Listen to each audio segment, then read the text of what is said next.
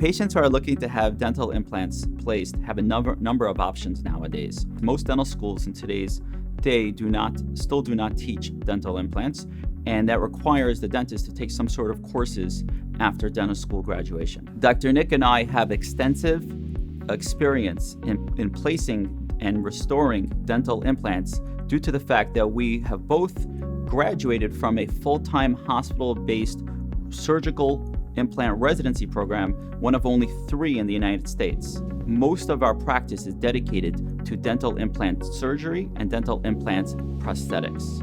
In addition, I am also a board-certified oral implantologist. Patients need to be very careful who they choose to have their implants performed by.